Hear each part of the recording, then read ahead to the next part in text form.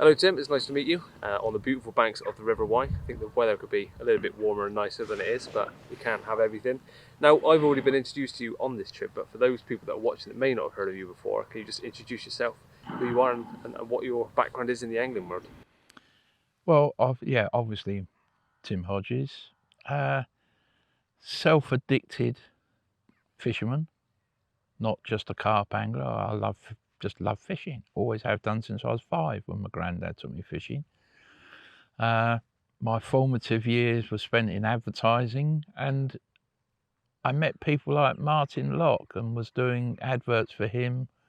Delkim's first adverts, just because I worked in advertising, so I knew how to put things together. But in in fact, 1990, I decided to get out of advertising and go berserk and launch my own fishing magazine, carp fishing magazine at the time. Much to my wife's horror, because she felt it was a bit rash, but it was something I'd thought about for years and decided I could give it a go. Did that on my own for a couple of years, but then was bought out by David Hall Publishing, who also had various other fishing publications at the time. And I became editor of the relaunch of my magazine, which was called Carp News and Angling Techniques, which became Catch More Carp, which later morphed into Total Carp. I worked on various publications for David and ended up as the editor of Advanced Carp Fishing. But over the sort of years, apart from being the editor, I've run fisheries in the UK, or managed fisheries in the UK and in France. I've worked in the trade as a consultant to various fishing companies. And I just love fishing, all types of fishing, but obviously carp fishing in the UK, they're mostly the biggest fish. And the most, I suppose, romantic, I don't know if romantic is the right word, but just became addicted to carp fishing probably from the 70s, from the age of 14. That was mostly in the Darent Valley. Progressed on to the Colne Valley, fishing the big waters like Harefield, Savay, the Cons, Wiltonians.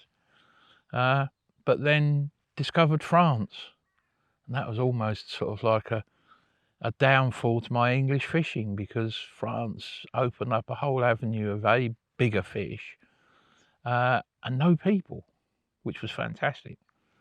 And I've just sort of been in and out of doing various things. Obviously, a lot of people know that I'm involved with Pallatrax, but mostly, A, I like the products, but B, I quite like Simon Pomeroy, and we're more mates than anything else. I'm not paid by Pallatrax. I literally offer my advice for what it's worth on some things, especially bait. But I think all anglers, you sort of end up using a company's products for whatever reason. But I like a lot of the products that Simon Pomeroy has developed through Pallatrax. I like his bait. We've got a fantastic range of hooks, the grips hooks, which are quite unique. Obviously the stones, which might be probably the most controversial product, because some people will love them like I do, and some people still want to use lead weights. We've got Gamma line. So there's a lot of nice products that I like using. So yeah, I'm just an addictive fisherman. This is my crack cocaine. I love it. So Well, I think we'll touch upon some of those points. You've glazed over a bit there, moving on. But as you just stated, you've been in the angling world for many decades, and your ties with Pallatrax, or your journey with Pallatrax, started some 20 years ago. So how did that come about? well, at the time I was working for a trade magazine called Tackle and Guns, which a lot of obviously the general public don't know about it, but it's a magazine for the trade. And as part of my job was to try and introduce myself to companies and see if I could help them grow their business through our various publications at David Hall Publishing. And I can't remember how I came across Pallatrax, because he wasn't a well-known brand. But I made a phone call and spoke to Simon, and he happened to mention that he had some fishing lakes, and if I was coming down to talk, why don't I bring my rods down and I could do a couple of nights fishing while we talk business. So I thought, well, that's a golden opportunity. Good excuse to get out of the office as well. So at the time, he was over Dorchester way, had some lakes called Paddington Lakes, and I went down, and apart from talking business, when we sat down to do a bit of fishing, and Simon started explaining at the time about the stones, and it was almost like I thought, why have I not thought of this? Because I've always tried to be innovative in my fishing, and always tried to think more. You know, if I catch one carp, why can't I catch two? Why can't I catch four? So I was always trying to improve, and I thought, we're in a situation where I'm using leads, which I'm camouflaging to try and hide them, and I could use a stone, which I don't have to camouflage. And it seemed to me to be quite an obvious thing to do. You've obviously got a few critics there, you can't cast them. Well, that's not strictly true. Yes, you can't cast a stone 1,000,000 miles like you can a 4-ounce distance lead, but I've cast a stone and measured 135 yards, so you can still blast them out a reasonable distance. And if you pick a nice round one, they're accurate. So, but the thing I liked most about them was the fact that, why would a fish be scared of a stone? It's just a stone. You know, it's the fish are used to finding stones. And even I've had people once say, well, I fish a silty lake. And I said, well, silt technically is just uncompressed stone. So if you look at a stone as a natural product, there's no reason if a fish touches a stone for it to have any fear of it.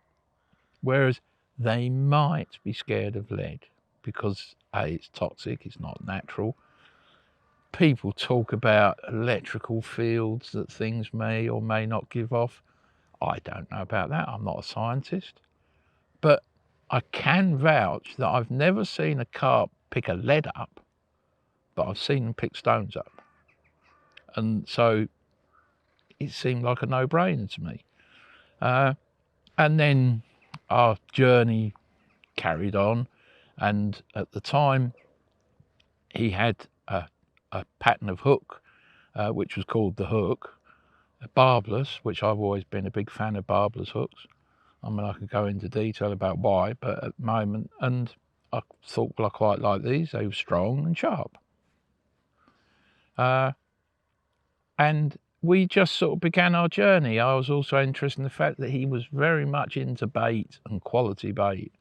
And I've been making bait since the 70s, when I first discovered that, or Fred Wilton discovered, you know, boilie mixes. And I really got into it. And I always wanted to develop the next big thing. And I've almost thought that it's like the Holy Grail, trying to find the magic, you know, bait that the fish can't resist.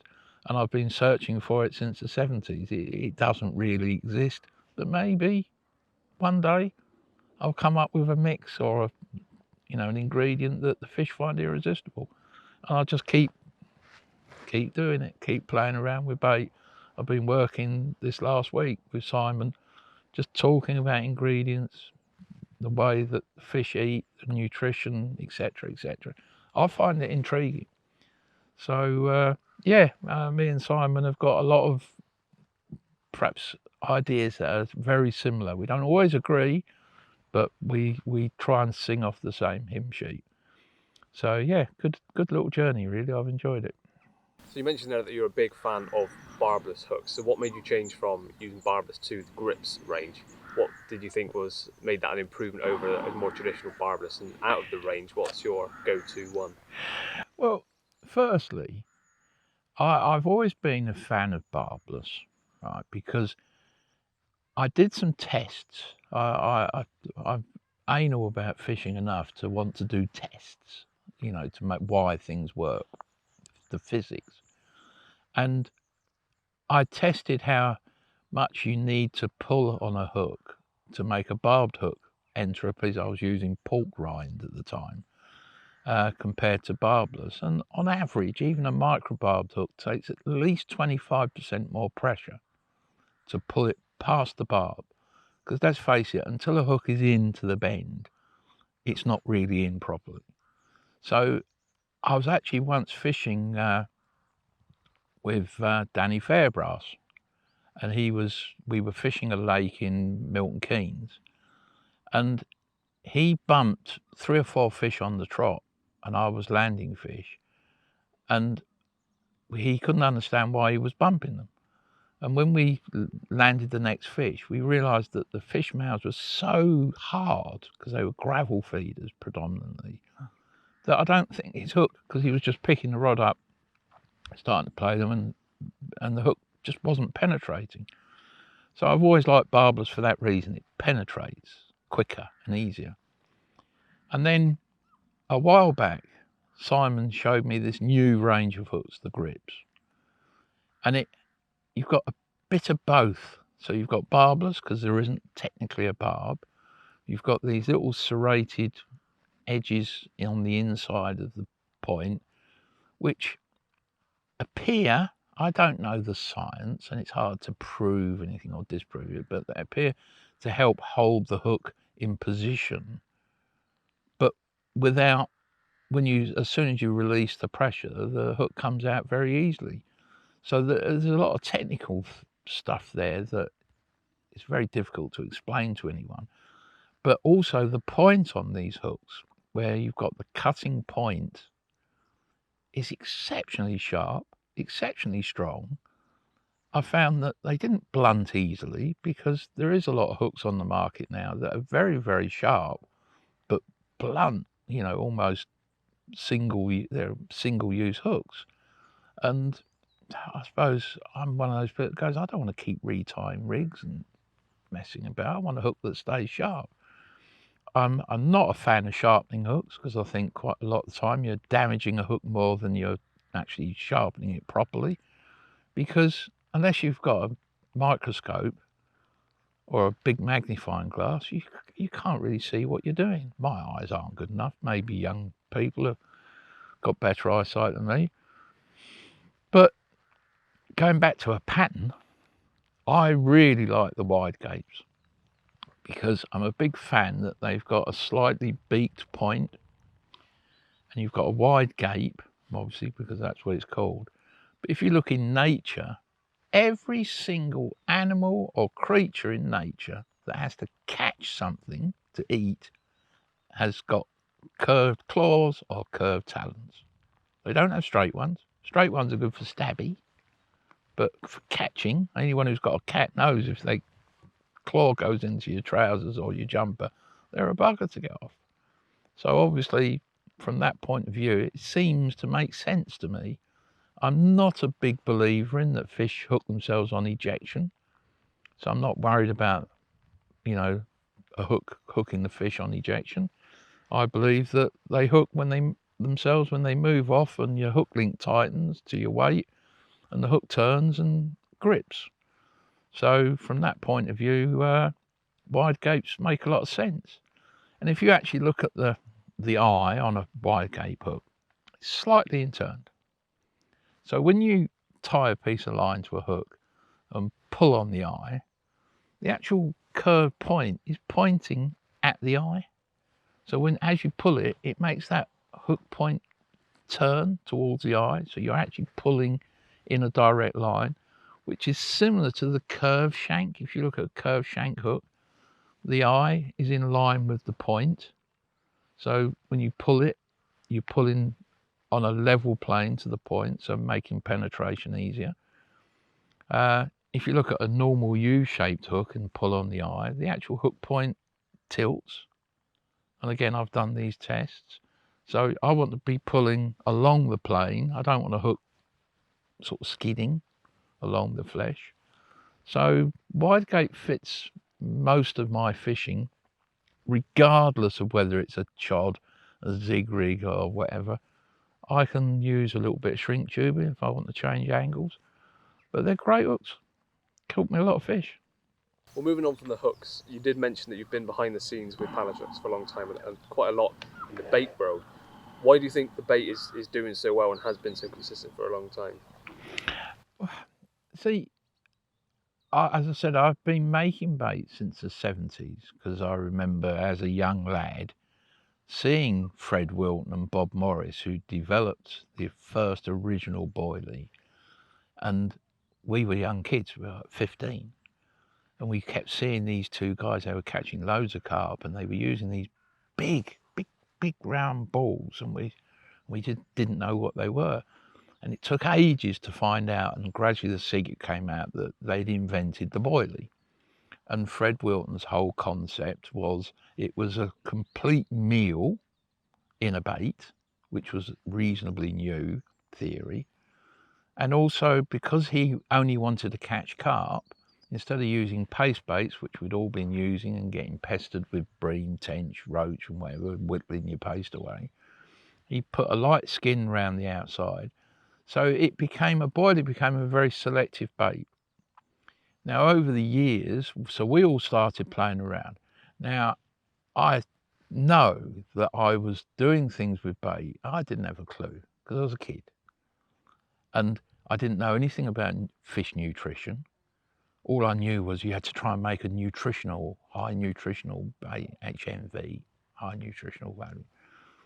I didn't really know what I was doing other than you needed to try and find ingredients. I didn't know if they were good for the carp, they were bad for the carp. We didn't have the internet back then, so the research was difficult. I didn't want to go to the library and read books. That was for nerds. But we played around, and every time you made a good bait, and I can remember things like, grinding up fish pellets because they obviously made sense if they were being fed to fish. And I'd like £1 for every mix I've made and thrown in the bin because it wouldn't roll, it wouldn't do anything. I remember when I first found shrimp meal, and I thought everyone was raving about shrimp meal, and I managed to find some, put it into a mix, made like 2 kilos of bait to fish, turned up at the weekend, started catapulting them out, and they were all pop-ups because I'd put too much shrimp meal in the mix. I didn't know that you could only add about 10, maybe 15%. It's the same with krill now. The modern version of shrimp meal is krill powder. And if you put too much in, you make a load of pop-ups because it's a very light, airy mix. Very good ingredient. But as I've progressed and got older and wiser, and we've got the internet, to me, producing a food for the fish, so it's not a lure, it's food that's good for them. So you had to do a bit of research on fish nutrition. And that's where the internet comes in. It's a wonderful thing. And I always worked on the theory that if I could find something that the fish recognized as good food, that they would come back for it. So I always say that your base mix is so important because if that's good food, your flavor is just really a label to attract the fish to it. Yes, some flavors seem to work better than others, but you can put a good flavor on a bad mix and they'll stop eating it because it's not good food. But a good flavor on a very good base mix, the fish recognize instinctively. They haven't read the advert because everyone says their bait's great. The whole world and his wife say they've got great bait, but the fish let you know. And I've without doubt made some poor baits. I've also made some good ones that were consistent fish catchers. And all you sometimes had to do was tweak the flavors, sometimes flavor level, but flavors. And that base mix would continue to catch because the fish recognized it as food. And they only do that, according to the Japanese, who I worked with for a while, it takes them somewhere in the region of 24 to 36 hours to know whether something they've eaten is actually any good for them. Because if it's no good, they'll stop eating it, and they've proved this in tank tests. So as long as the fish are getting what they need from a bait, they'll keep coming back to it. So it is important to give them something that's really good, because you consistently catch more fish. Now, I see a lot of people talking about, oh, this bait is all year, 365 year day bait, works all the time, which isn't untrue, but fish definitely balance their diet to what they need. So at certain times of year, they need more protein, and other times they're looking for energy, so carbohydrate type baits. So if you're using a bait that's perhaps low or high in something, they might at certain times of year go off it because they're looking for something else. So it's a very complicated subject. Most people will never even consider trying to put a bait together from scratch, all the different ingredients. But I love it. It's always intrigued me. As I said, it's like the holy grail, trying to find something the fish find irresistible.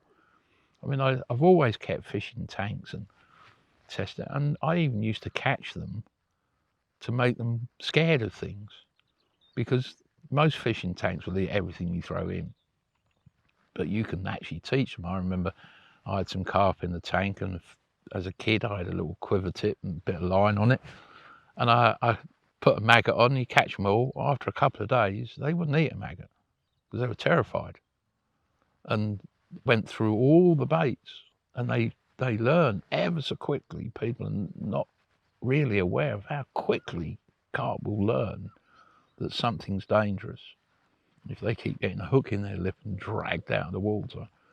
But the one thing that they never seemed to be able to resist was a thing called tube effects worms, which you can't even put on the hook. They're tiny, like almost like 15-pound line thick hook little worms, tiny little things. And you used to have to drag your hook through them and drop them in, but they could never resist those. But I could never find a way of making a bait, because when you made it into a paste, it wasn't the same. And it's frustrating when you think, well, I found something that's irresistible, but it's just not the same when you make it into a paste and make it into a boil. It completely changes everything. Again, there's probably science behind that I don't understand. But it's just an intriguing subject for me.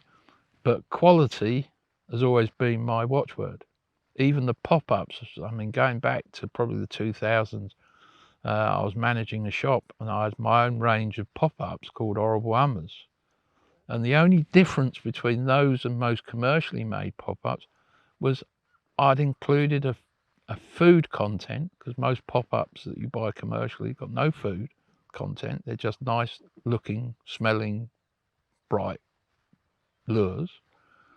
I included food content, I included taste, and that was what was important to me, because I didn't want them to suck it in and blow it out, because it's not food. I want them to suck it in, at least taste it long enough for me to hook them. But it's a complicated process. If you look at the ingredients that I was using, it gets mind-blowing and expensive. You can't make a good bait cheap. It's impossible. I mean, people have stopped using raw eggs. Raw eggs are a fantastic ingredient, full of protein. Everything eats eggs.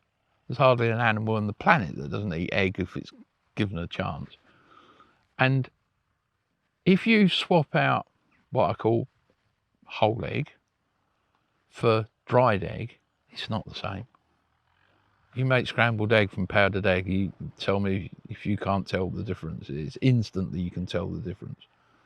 And for whatever reason, I would only ever use whole egg, and where I can, free range eggs, because they taste nicer. To me, they taste nicer. So maybe it makes a difference for the carp, I don't know. But try and use free range eggs. I know some baits now commercially are made without egg at all. They're using other ingredients. And they're just not as good. I don't care what anyone says.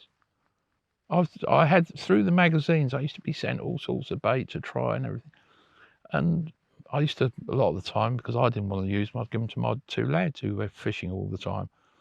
And they'd say, Dad, that bait's rubbish, I can't catch anything on it. And I can't stress enough how important good ingredients are. And luckily, Simon was of a like mind. Quality makes a difference. And when you look at some of the baits in the Pallatrax range, especially recently the multi-worm, which has no synthetic flavouring, it is just full of, as it's the description says, multi-worm.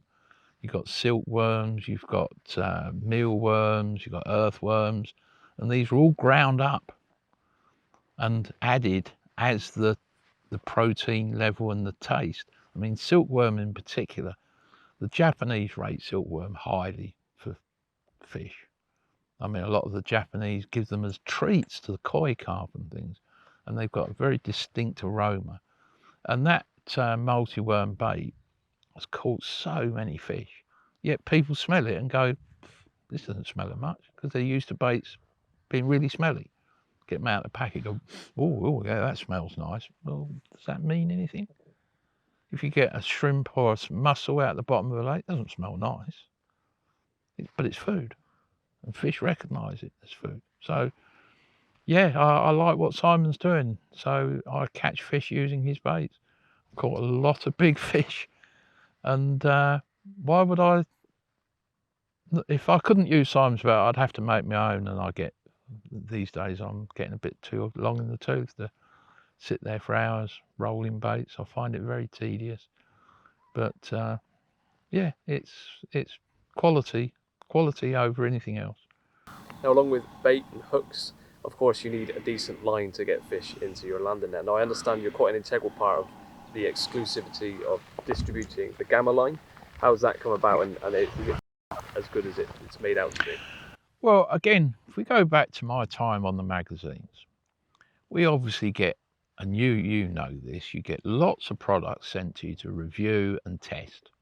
And I've been sent probably hundreds of spools of line. Now, but I also know that line is manufactured by a small handful of companies worldwide.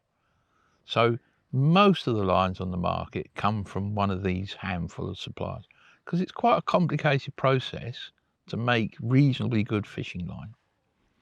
And you look at these lines, and everyone of course says this line's the best line, it does this, it does that, and that.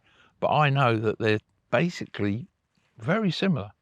Might be a different colour, you know, and they may have added something or other, but they're much of a nutcase. If you look at the molecular, we're going to get a bit of science now. You look at the molecular structure of line under a microscope, it looks like an elongated ladder. So you have lots of down lines with a few sort of like stretched out cross hatches. Now, when you take Gamma, now Simon first discovered this Gamma line, and I was lucky enough to go to America with him when we was doing a big show over there to meet the guys from Gamma. And they explained how it came about. And it came about through tennis string manufacture, which is made exactly the same way as nylon copolymer fishing line. But the tennis players, when the rackets got bigger, you know, all carbon fibre, and they wanted them strung really tight, and they were hitting the ball harder and faster. But some of them were moaning that because these strings had to be stretched so much, they had to use quite thick string. And then they started moaning that it was too slow through the air. And you think, oh, come on, how can that really fit? But it does, obviously, to a professional, it makes a bit of difference if they can just swing it faster. And some scientific genius said, well, you do realise that if we expose this copolymer or polymer to gamma rays, you can change the molecular structure and turn it from these elongated ladder-looking strings to almost like a landing net type look. So you increase the cells, the molecular cells, and therefore you make it stronger and more resistant to damage. So you suddenly can make it thinner for the same amount of breaking strain. And that improved tennis. I mean, we're talking about a company that's selling probably billions of dollars worth of tennis string. You know, it's far bigger than the fishing industry. And someone then said, well, you do realise that this is the same stuff that anglers use. So they experimented and realised that they could take any copolymer line, manufactured, doesn't matter who by, expose it to gamma rays. This is a simplified obvious version. And you improve its strength and resistance, its abrasion resistance, impact resistance. Everything about it's improved. So you end up with technically a line that's thinner and stronger, which then enables the angler, if you take the average 15-pound copolymer line sold, it's probably around 0.40 millimeters, give or take. The equivalent in gamma is probably 3.33 and it'll be a 23-pound breaking strain. So it's ridiculously stronger. And it makes perfect sense to be able to use a stronger line that's still thinner than 15-pound line. Especially if you're fishing for big fish and you need to cast. Obviously you can use thinner line, cast it's stronger, cast a long way. I can remember fishing the Colne Valley, and to get sort of 160 plus, we were using 6-pound line as a main line, using shock leaders. 6-pound line it's not particularly fish friendly, you know, and you used to get cut-offs a lot. So I'd love to have had gamma back in the 80s when I was fishing in the Colne Valley and used, you know, line that could cast a long way and be stronger. But technically that's what it boils down to. I mean, I was lucky to be involved with Simon, and we've tested this line and I've used it because I fish a lot. You know, I don't just fish the odd weekend. I mean, I'm obsessed with fishing, and I've caught fish from sea fish when I go bass and wrasse fishing, you know, and I do all types of fishing, pike fishing, carp fishing. And there's times when I've got snagged up and you're pulling for a break and you think, this bloody line won't break. It is incredible stuff. So it's a no-brainer for me. I need a good line, and it's the best line I've ever tried. And I don't care, you know, the doubters, whatever, they can say what they like. It's the line on my reels. It's because it's the best line I've ever used. End of story. Well, Tim, it's very clear that you're a very active member of Team Pallatrax, but what's your take on its growing initiative, and is it really worth other anglers joining up? Well, there's this group now called Team Pallatrax. And what seems to be missing, when I first started my carp magazine, I wanted to educate, you know, people into fishing, because I see so many people that just go fishing and they've not really been taught properly, and sometimes they're not catching fish because they're getting the basics wrong. And it's very difficult, you know, because to meet enough people. Now, through this Team Pallatrax, which, by the way, is free to join, there's no joining fee, so it doesn't cost you anything. It does open the avenue for discounted products. Yes, it's Pallatrax products, but if you're going to get your bait and hooks with a slight discount, well, you know, you can't odds that. But the most important aspect of the team is it's a community where people can, through Facebook, they can ask questions without feeling like they're being stupid. Because for years I've done talks at carp shows and various meetings. And when you say, has anyone got any questions? No one wants to put their hand up in case they think it's going to sound stupid. But there's no such thing as a stupid question. If you don't know what a hair rig is or a boilie or whatever, then it's not a stupid question, just because everyone else might know.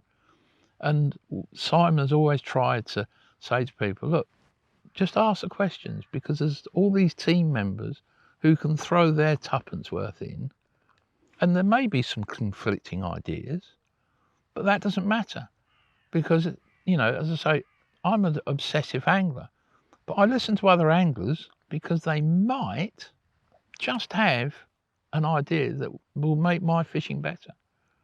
So just because they've only been fishing for 10 minutes, but they may have thought of something outside the normal box, because I think we can be a bit guilty sometimes of going down avenues because this is the way to carp fish, or this is the way to pike fish, you know, all the various forms, when sometimes just thinking outside the box can improve your fishing. But it's a nice community, and we desperately try to make sure that if anyone's getting a bit controversial from the point of view of slagging people off, which is a bit probably the wrong way to say this, but we don't want that in the team. We want people to be constructive. We want to help people. Through the team, we do a lot of fish-ins where people come along, they book onto these fish-ins, and people are there to try and help. So there'll always be Pallatrax team members there who are there to perhaps try and help people who are less experienced. You know, some people try and say they've only been fishing a year. You know, what have you learned in a year in fishing? I've been fishing for 61 years now. You know, and every time I go fishing, I might learn something new. You know, no one knows it all. That's nonsense if you think you know it all. And half the time, the fish mug you off. It's like with barbel fishing the last couple of days. We can't catch a barbel. I don't know what they're doing. We've tried everything, you know, and we're trying all sorts of different tactics, different baits. And sometimes the fish just are not playing for whatever reason. Caught plenty of chub, but the team spirit there is good. As I say, I've met some of the team members last week. They came for a fishing down at Ashworthmsey pools, and there was one guy who's a real novice. Ashmansworthy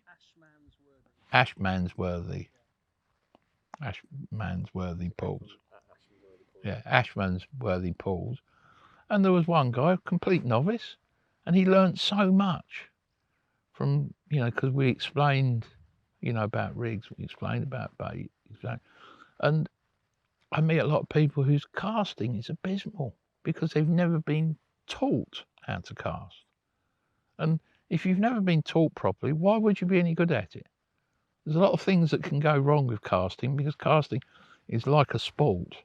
There's a lot of physical aspects to casting, and if you're not holding the rod right, or standing right, or making your arm do the right thing, you're not going to do it properly. But with a little bit of tuition, I usually say to people, if you give me 15-20 minutes of your time, I will. I usually tell people, because otherwise that's not going to make sense in the edit. Where do you want me to start from? As I usually tell people. Yeah, as I usually tell people, that you need to have a little bit of tuition, especially with casting. And I usually say to people, give me 15-20 minutes of your time, and I will definitely improve your casting. It might not turn you into a long range fishing, because I often say to people, what's long range fishing? Usually 10 yards further than you can cast. So if you can cast 50 yards, it's 60. If you can cast 150 yards, it's 160. But technique, you know, and there's a lot of technique in casting, but accuracy's got to be the most important one. It's no good if you can, it's all very well being able to cast 1,000,000 miles, but if it's going all over the place, it's irrelevant. But I like to think that if you can cast accurately 40 to 100 yards, you're going to catch more fish, because you're going to put your bait where you want it to be. I see so many people just cast it and wherever it lands, that'll do. Is that good enough? I mean, I'm a bit obsessive, Some people go fishing just to get away from the wife and kids and work. And they just chill out. So really, they're just chucking it out, and if they catch a fish, it's a bonus. If that rocks their boat, great. But going back to the team thing, it's all about just people being in a nice community where they don't feel scared to ask a stupid question, because it's not a stupid question. So yeah, it's good. It's a nice little environment for people, and it's free to join. No brainer. So going back in time a little bit to when you were the editor of a carp fishing magazine, did you find there was any kind of difficulties with getting Pallatrax involved in the magazine next to other more mainstream brands as well? Remarkably, yes. I never really understood why, other than, when I first met Simon, we were talking about advertising within all the publications that David Hall did at the time. So he had Advanced Carp. So if we talk about Carp magazine, we had Advanced Carp and Total Carp. And obviously the advertising spend is power within publishing, because you don't make money from sales. They cover some costs, but you make money from advertising revenue. And that's just the way it is. Right? Most magazines work along those lines. And obviously there were some big spenders, big brands. Nash, Fox, Calder. Sorry, can we don't start talking about other brands? Right, okay. So I just say big brands. Just go from, of course, there's other big brands. Yeah. So of course there's lots of big brands and their spend was quite high. But at the time, Simon was prepared to spend quite a bit of money. And the deal was that he would get exposure in the magazines. And as I say, I wasn't editor of a carp magazine at that point. I was working on Tackle and Guns. And I don't know why, but the editors just found it difficult, for whatever reason, to get totally behind the Pallatrax brand. And it caused a few issues for me, because I'd sold a deal, and trying to get the editors to uphold that deal where we were getting, exposure for the brand. I think it's known as being, Simon's brand was as almost like a disruptor, because it was saying different things, whereas some brands were saying this is the way to do it, and Simon was sort of saying, well, no, there is another way of doing it. So yeah, it was a bit weird. When I eventually became editor of Advanced Carp, it gave me, as the editor, an opportunity to help promote Pallatrax. And it's surprising how there was just problems with other companies that, didn't want us promoting things that didn't sort of fall in line with their businesses. It was just weird, and I've never really understood why. But the difference is that when you look back, say 20 odd years, I've seen a lot of companies come and go. Companies that looked like made sense, had good little niche products, bits and pieces, but they've all disappeared because they just couldn't quite crack that, it's almost like the cartel of the big ones. You go into any tackle shop now and look at the big brands, they've got massive wall space, and then anyone coming into the market has this little space, and it's difficult for them to compete, and it is very difficult to stay going. But Pallatrax it's still there, because a lot of the products, like the stones, they do make sense.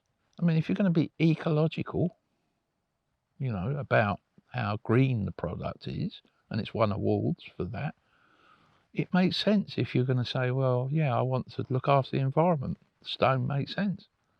Can't argue against lead. Lead's toxic. It is toxic. It doesn't matter what I always say to people, you wouldn't give your child a glass of water that a lead weight had been sat in for 24 hours. You just wouldn't do it. Whereas a stone, it's just a stone. You could eat a stone. The worst, it'll come out the other end. But lead, you wouldn't want that going through your system. So yeah, it's a good product. Makes sense. We've got good hooks, good line, and bait we've already talked about, and the stones, they stand alone as an obvious product to use. And Simon and Pallatrax are still here, and it appears getting stronger. Well, that leads me on to my next question, is that you've just stated that it clearly was a bit of a struggle in the earlier days to get people on board with the Pallatrax idea and ethos, but it seems to be getting much more positive recognition now. Even from our videos, you're seeing there's people getting more on board with it, the team's page is growing, people using more of the products. Do you think that is the green route you just talked about, that people are becoming more aware of what we're doing as anglers? I think there's a bit of both. Everyone is now being told, global warming and all these things, and we're ruining that. Humans are ruining the environment. We know that. You've got to be mad not to understand that. So if you can do your bit and say, well, at least I'm not polluting the fishing lakes or the land we're all in. I mean, I've run fisheries. Simon's run fisheries. My son runs Le Quay in France. Some anglers still leave litter. I mean, I've said to people at the beginning of a week, 24 anglers, you go, no one leaves litter, do they? No. And at the end of the week, we're picking litter up, because cigarette butts, they're not litter. When people say, chuck it on the floor. People, it's ingrained in people. They're not as green as they think they are. Line, just discarded in the bushes. People walking with a can, just chuck it in the bushes, it doesn't matter. But it has got better, without a doubt, because you can't turn the television on now without something, being talked about, with green ecology. So yes, that has definitely made a difference. I think people are looking at the brand and saying, well, yeah, there's a few things there. But I think also people have perhaps become a little bit disillusioned or jaded with the fact that if you take all the major brands, if you took the name away and just look at the product, they're all roughly the same. Rig tubing is rig tubing. Leads, if you want to talk about leads, they're all the same. They all do the same job. So there's, if you take the banner away and just leave the products, a rubber bead's a rubber bead, a swivel's a swivel. So at the end of the day, when you've got something that's trying to make a difference, a product that's, saying, well, we can take at least the lead out of the equation, you can use a stone. And some people are going, yeah, that's actually not a bad idea. And then when they get to use it and realise that actually it might help them catch fish, they become more on board. And if you can get someone on board with one product, that's when they then start looking at the other products and going, well, yeah, this line's quite good, and the hooks are sharp and strong. Oh yeah, they're quite good, and I quite like this idea of the grips. And bait, oh, well, no, I'm catching quite a few fish on this bait. So it's almost like anything. You've got to lure them in with something, and then they can sort of like investigate the rest of the products, which in some cases are a little bit different. So, and the ethos, I mean, it's an ethos. The company is trying to do something different. And there's a lot of companies out there who really are just doing the same as everyone else is. And if they're a big brand, they sell product because people like big brands. Ford sell a lot of cars because Ford is Ford. And it's took, you think about all the Japanese cars and Chinese cars and Korean cars, they all came in and took a little bit of the market. And that's what Pallatrax done. They took a little bit of the market, but our market's growing. And some of the big brands are losing that share because there's only an infinite amount of carp anglers. You know, if you said there was, say, 500,000 carp anglers in the UK, tomorrow or next year there may still be 500,000 and some, or it could be slightly less. And that share of the market has to be shared out. And every new company comes in, takes a bit. That means someone has lost a bit. And Simon's company's, Pallatrax as a company, is gradually growing. And I think a lot of it's through this team. I think people quite like this, you know, being able to just talk to people and say, well, why is the bait better? Why is the line better? Whereas you can't ring some of the big brands up. You just can't do it. You won't get through to anyone. People ring up and they go, I want to talk about this. And they go, I'm Simon. They go, what, Simon Pomeroy? I go, yeah. What, the owner? And they can't believe they're talking to the man who owns the company. And, you know, that makes a big difference to people. They think there's a personal touch to it. So, yeah, I think the company's got a good future ahead of it. I wouldn't say, if I didn't like the products, I wouldn't use them. I'm not that naive that, you know, I actually don't get a lot out of it. Yes, I get some good deals on things, but if I couldn't get Gamma off of Simon, I'd go to America and buy it because I think it's the best line I've used. I'd pay the import tax on it. And it's just one of those things where all my fishing life, I've wanted good products. So I used to make my own bait because I wanted the best bait. You know, I like nice fishing rods. I spend a lot of money on my fishing rods and reels because I want the best. You know, just because someone offers you a cheap rod or reel, you know, doesn't mean it's good just because it's cheap. And I don't want it just because it's cheap. I want something that's better than I've got. And if someone came up with a better line, I'd have to say to Simon, sorry mate, but this is definitely better. And I think he'd be the first one to admit it if it was.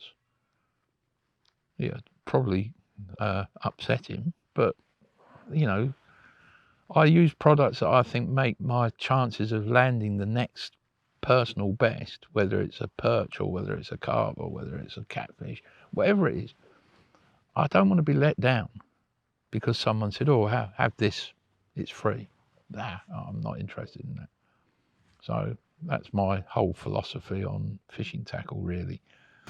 Let's move away from fishing tackle then, because I've got one more question for you before I let you get back to your own fishing. You've run fisheries historically, but you've now seen Simon's place at Ashman's Worthy Pools. What do you think makes his fishery different to ones you've managed in the past or other ones that are available for people to fish? Simon's not in it for the money, right? So, yes, the fishery has to help fund itself. So, but he can never have more than about 5 people there because they're only small pools. But the fish that are in there are stunning looking creatures. Not, you know, and they will grow.